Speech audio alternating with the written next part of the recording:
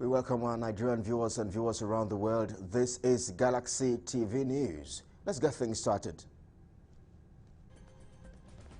Senate President Ahmed Lawan congratulates Muslims on the occasion of Eid al-Maulud, preaching love and peace.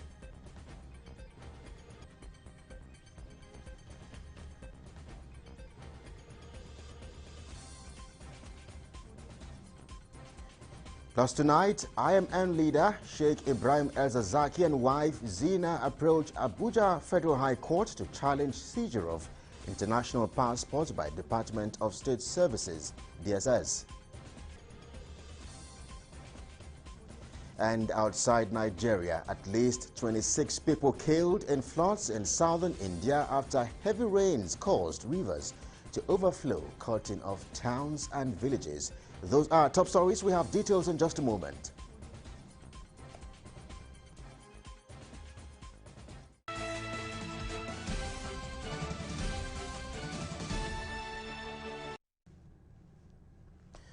And now, wherever you're watching from around the world, we are live from our headquarters here in Lagos, Nigeria.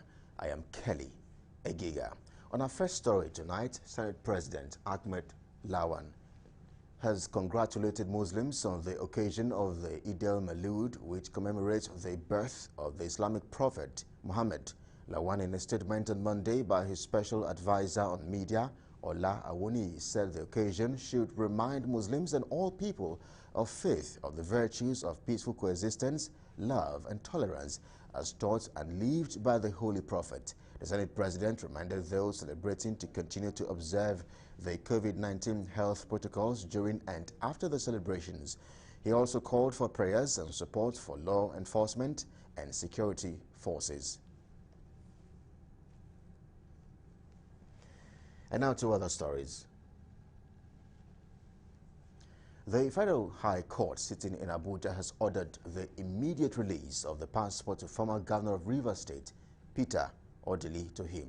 In a judgment delivered by Justice Inyang Ekwo on Monday, the court also declares the seizure illegal and unconstitutional.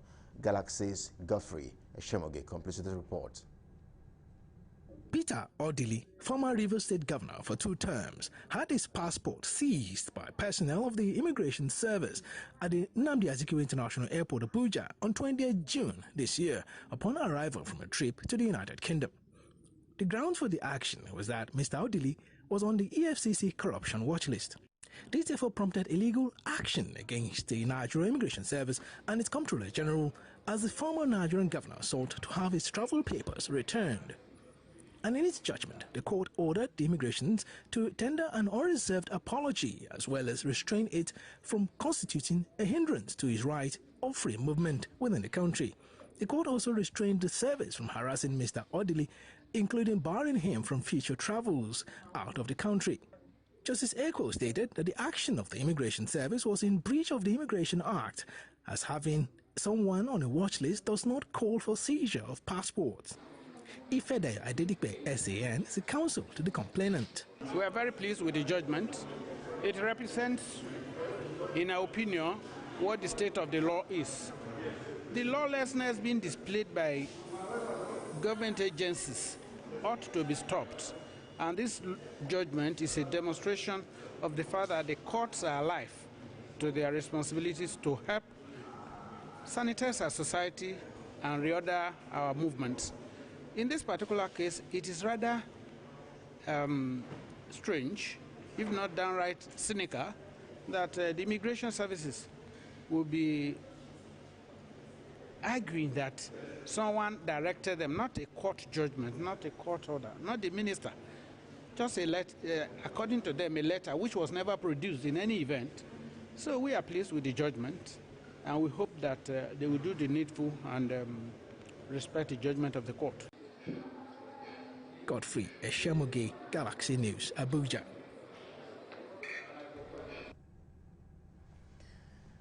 Now let's stay with court matters. Sheikh Ibrahim El-Zakzaky and his wife Zina Ibrahim have separately approached the Federal High Court in Abuja to challenge the seizure of their international passports by the Department of State Services, the Attorney General of the Federation. In the suit being filed by Femi Falana, senior advocate of Nigeria, Sheikh Ezazaki and his wife told the court that their passports were last seen in possession of the National Intelligence Service, NIA, who have officially denied that it is in their possession. Subsequent to this, the duo had since declared their passport lost. However, upon attempting to renew the passports through immigration, it was revealed that their passports had been flagged by the DSS. All official requests to the DSS to remove the restriction have since then been ignored.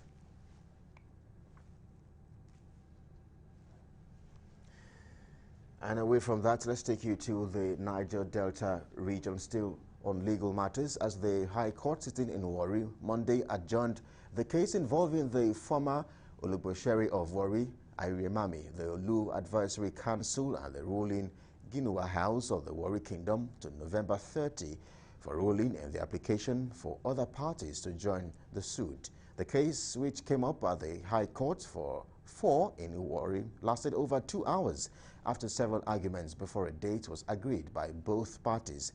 Fielding questions from journalists after court proceedings, the counsels to the claimants and parties seeking to join the suit spoke on the outcome of the argument.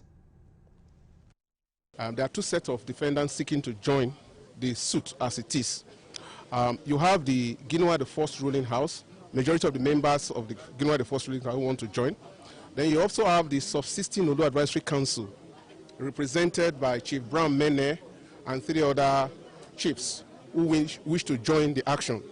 This is because the action is seeking to nullify some of the processes which has been driven so far by the Olu Advisory Council.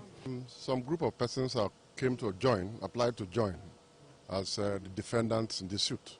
And for them, they claim to be the subsisting Olu Advisory Council, while the claimant opposed it. We, the lawyers, oppose that there's no entity known as members of subsisting Olu Advisory Council. That what we have is Olu Advisory Council. And away from court matters, let's shift our focus to the southeast region. Now, in the Owerri, the Imo State capital was a shadow of itself on Monday as residents continued to stay indoors in compliance with the sit-at-home order of the Indigenous People of Biafra, IPOB, in the 5 southeast states of Nigeria. This has continued 2 months after the separatist group said it had cancelled its weekly order in protest against the detention of its leader, Nnamdi Kanu, by the federal government. Banks, schools, markets, and offices were under lock and key when a correspondent visited. He also monitored the developments and saw youths playing football at Ikenobu, a place known for huge economic activities.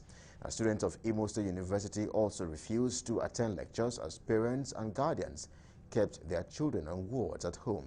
A correspondent also saw security operatives mounting roadblock at the Oji flyover on Owerri Okigwe Road as other security agents patrolled the town.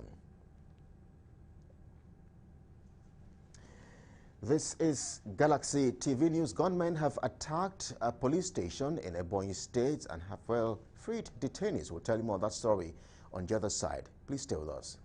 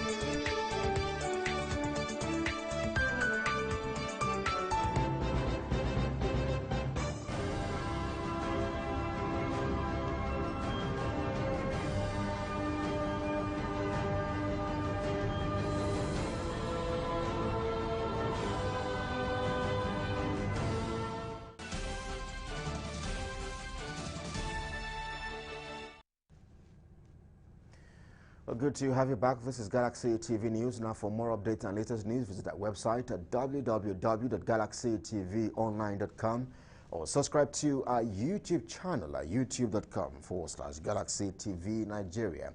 You can follow or interact with us on our Facebook page at facebook.com/Galaxy TV. Don't forget to follow and tag us on our Instagram page at Galaxy TV. If you have breaking news around you, you can avail our eyewitness feature via WhatsApp. Simply share your story by sending short clips or videos of the news on 0818 666 669. Our social media platforms are user-friendly and can always accommodate your live update and comment. And tracking security stories still in the southeast region, gunmen have attacked the popular 135 police station in Ohaku local government area for Ebonyi State. The suspects were said to have freed all the detainees within the custody of the police. It was gathered that the gunmen stormed the station on Monday morning and shot sporadically before proceeding to release all the suspects in custody, which local sources said are more than 30 in number. The gunmen further set the vehicles within the premises of the affected police station ablaze. And let's stay with the police for a moment, as a new commissioner of police has assumed office in Bayelsa State. Benjamin Okolo took charge of the Bayelsa State Police Command on Monday following the redeployment of his predecessor, Echeng Echeng, to Anambra State Police Command. Okolo, after inspecting the guard of honor, proceeded to introduce himself to senior officers of the command who were on ground to receive him. He says he's aware of the security challenges confronting the state and vows to synergize with all stakeholders to curb crime. Aware that the state is being confronted with threats of kidnap, cultism, and some other heinous crimes, we will synergize with all stakeholders in the command. Particularly, we will take advantage of community engagement of the community policing initiative, as well as effective utilization of our intelligence capabilities. Okolo assures that the command under his watch will be political and also ensure a high level of professionalism in discharging their duties.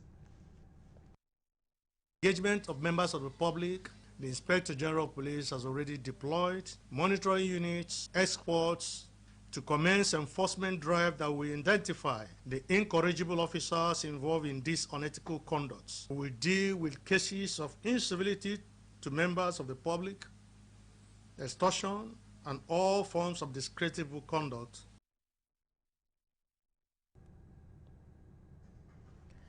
Now let's shift our focus away from security matters. A professor of mass communication, Lai Osho, says journalism is facing many challenges in Nigeria, just as he identified technology and commercialization of the media as two main factors responsible for the problems. Professor Osho made this known at the 7th Wahid Kadiri lecture titled The Future of Journalism and Democracy in Nigeria, organized by the Nigerian Institute of Town Planners, Ogun State Chapter. He said as watchdogs of the society, journalists remain to the eyes and ears of the society through timely and accurate information. He noted that the media are restricted by policies, ownership influence, and guidelines of government agencies on what and how to disseminate certain information, a situation that indicates many may have appeared to have lost their freedom and be under siege.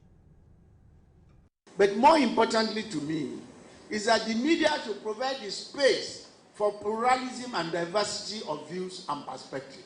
That is the essence of freedom of the press. That every social group in the society should have the opportunity to be able to express their views, their perspectives, or ideologies within the media space.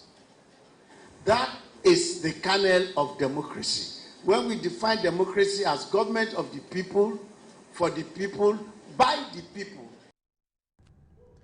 Another speaker said the lecture was organized to set agenda for development in the society and to put government on its toes. He appealed to Nigerians to contribute their quota to national development and claim the right to be part of the governance. Cannot just say the government. Based on what Professor Shaw has just told us, we should also claim the right to be part of our governance. So don't let's tend to push things to governor or whatever. And like Prof said in his speech, we don't want them to take advantage of us by their prominent position.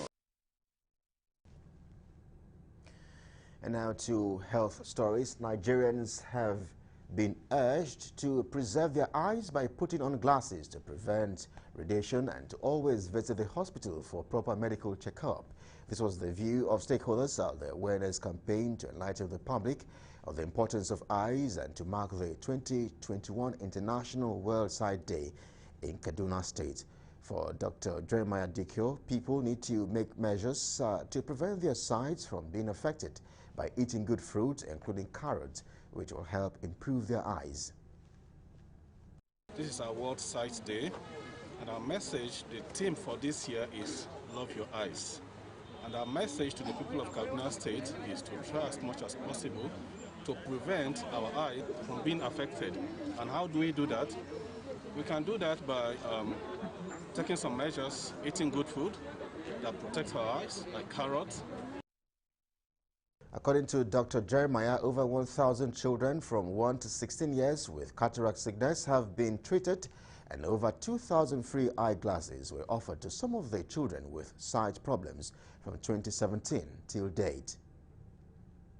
So in the Kaduna State, this program has been on since 2017, which is still on. Actually, it's a program whereby Sightsavers always support, sponsor surgeries, most especially the cataract, and also provides glasses for our children with refractive errors. And away from health stories, the Inspector of Taxes Forum in Ogun State says it has submitted a proposal to the state government on how the state can generate additional 21 billion naira as revenue from 1.5 million taxpayers from the informal sector within 6 years. The chairman of the forum, Asiwaju Adeleke Alaba, made this known during the second year anniversary of the forum in Abeokuta, the Ogun State capital. Our correspondent, John Felix, reports. The Inspector of Taxes Forum says for Ogun State to meet its financial obligations in the face of dwindling revenue allocation from the federal government, the state must look inward to improve its internally generated revenue by developing new innovations that will bring more taxpayers into the state's revenue net. Chairman of the forum, Adeleke Alaba, notes that 90% of revenue generated by the state is from salary earners and the pay-as-you-earn sector, while operators of the informal sector, the self-employed, and the super-rich, who form the bulk of the working population in the state, pay little or no tax. We are trying to bring those in the informal sector into the tax net. At least our target is to bring at least 1.5 million tax, to enroll 1.5 million taxpayers from the informal sector. So those informal sector span across all occupational groups, the medical, doctors, the lawyers, and the artisans, and they constitute the bulk of the population. So presently, almost 90% of revenue generated from OGIRS is from pay-as-you-earn sector by employees in the public and private sector. And those in the informal sector, the self-employed, pay little or no tax. And tax is civic responsibility. So attempt to bring them into the tax net is a right step in the right direction. On his part, the executive chairman of Ogun State Internal Revenue Service, Olugbenga Olaleye, says the state has put mechanism into place to stop multiple taxation by working with the local government councils to harmonize tax payable by the working class in the state. Olaleye further commends the forum for coming up with the proposal. He says the only sustainable source of revenue generation for any economy is taxation. We are using this platform of this association to be able to reach out to members of those associations to be able to really get them into paying their taxes in form of direct assessment. They are not pay as you earn in terms of 30 days make a month or whatever. But direct assessment then is able to really assess their net worth, charge them some level of tax, and we are working starting from some that are like a minimum tax process, at least pay something as a minimum. When we get to better understand know your net worth, we move you gradually into direct assessment, which is based on ad valorem, based on what value you are creating. The goal here is for the informal sector to be accommodated in the tax net so that the government will be able to provide the social amenities and critical infrastructure required for the well-being of the citizenry. From Abeokuta in Ogun State, John Felix reporting for Galaxy Television News. Now let's join our international desk for more reports.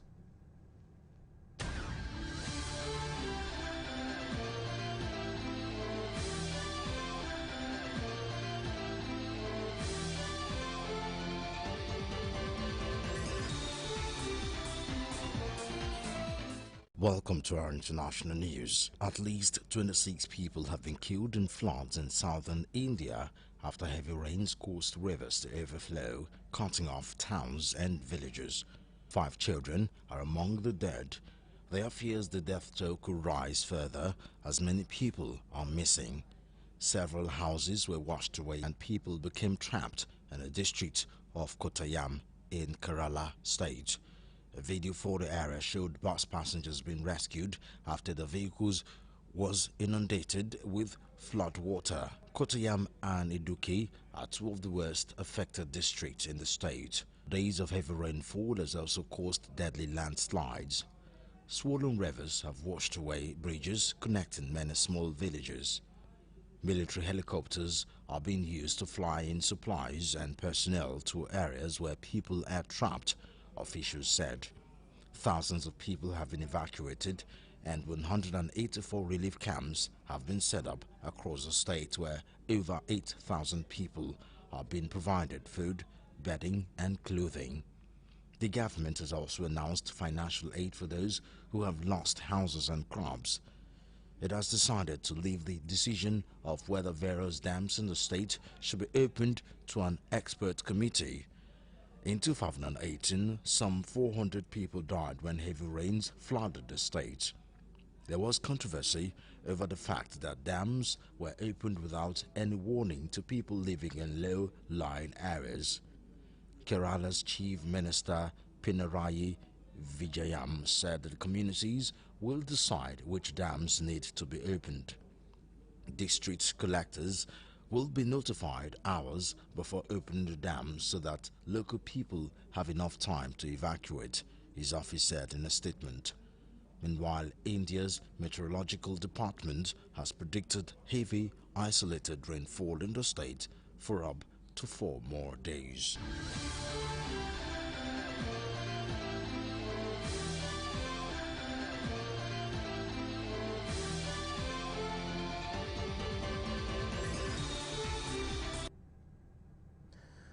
Well, the international news does it for us, but for more updates and latest news, visit our website at www.galaxytvonline.com or subscribe to our YouTube channel at youtube.com/GalaxyTV Nigeria.